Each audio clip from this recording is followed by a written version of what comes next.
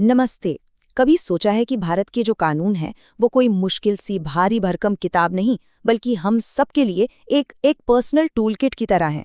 तो आज हम बस यही करने वाले हैं, उसी टूल बॉक्स को खोलेंगे और देखेंगे कि इसमें ऐसे कौन से औजार हैं जो हमारी रोजमर्रा की जिंदगी में हमारी हिफाजत करते हैं। तो सवाल बहुत सीधा सा है कि ये अधिकार, ये राइट्स असल में हैं क्या? मतलब जब कोई ट्रैफिक पुलिस वाला रोकता है या हम कोई खराब सामान खरीद लेते हैं, तो वहाँ ये हमारी जिंदगी पर कैसे असर डालते हैं? आइए इसी को समझते हैं।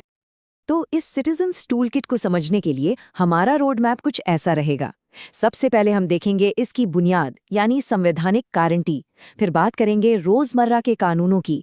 उसके बाद समझेंगे कि अदालतें, जो कि रेफरी की तरह हैं, वो क्या भूमिका निभाती हैं। और हाँ, न्याय तक पहुंचने के लिए हमारे पास क्या औजार हैं। और आखिर में जो सबसे बड़ी शक्ति है वो है ज्ञान।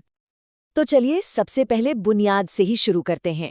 ये वो अधिकार हैं जो बिल्कुल मौलिक हैं, जिन पे कोई समझौता नहीं हो सकता।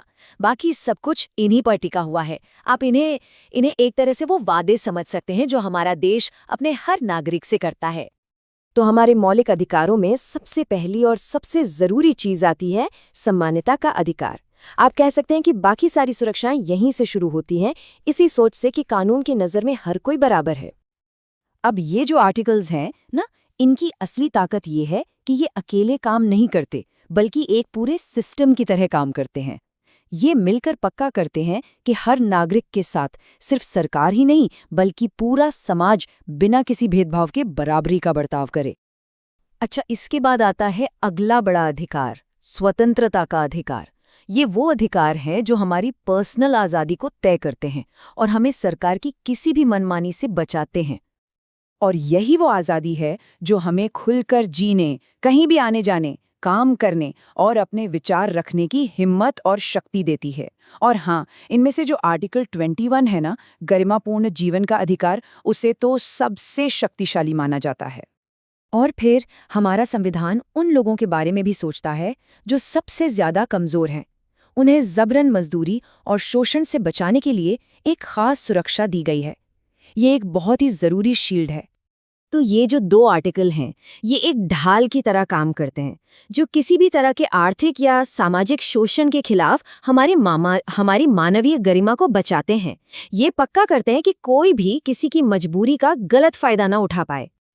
तो ये तो हो गई हमारी बुनियाद। अब चलिए अपनी टूलकिट की अगली लेयर पे चलते हैं, देखते हैं कि इस फाउंडेशन के ऊपर हमारी रोजमर्रा की जिंदगी के लिए कौन से खास नियम यानी कि एक्ट्स बनाए गए हैं।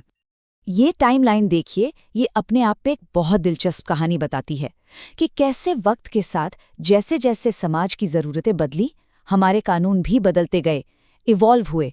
मतलब दहेज जैसी सामाजिक बुराइयों से लड़ने से लेकर आज के डिजिटल ज़माने में कंज्यूमर राइट्स को बचाने तक कानून लगातार हमारे साथ साथ चले हैं।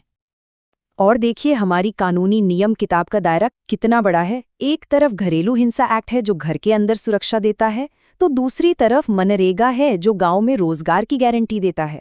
मतलब साइबर क्राइम से लेकर SC/ST एक्ट तक ये सच में दिखाता है कि कानून हमारी जिंदगी के लगभग हर पहलू को छूता है। अच्छा, अब बात करते हैं रेफरी की, क्योंकि सिर्फ नियम बना देना ही काफी नहीं होता है ना। तो हमारे देश की जो अदालतें हैं वो एक रेफरी की तरह काम करती हैं। वो ये पक्का करती हैं कि खेल के नियम मतलब कानून ठीक से लागू हों। और मजे की बात यह है कि कभी कभी तो वो इन नियमों को और भी ज्यादा मजबूत बना देती हैं। विशाखा गाइडलाइंस इसका एक परफेक्ट एग्जाम्पल है। सोचिए, इस अदालती फैसले से पहले वर्कप्लेस हैरेसमेंट पर कोई क्लियर कानून था ही नहीं। इस एक जजमेंट ने उस खाली जगह को भरा और पूरे देश में काम करने वाली महिलाओं के लिए सेफ्टी के नियमों को हमेशा हमेशा के लिए बदल कर रख दिया।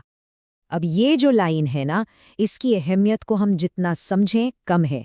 इस एक फैसले ने ये तय कर दिया कि हमारे संविधान की जो मूल संरचना है, जो उसकी आत्मा है, उससे संसद भी नहीं बदल सकती। आप कह सकते हैं कि ये हमारे अधिकारों की सबसे बड़ी गारंटी है।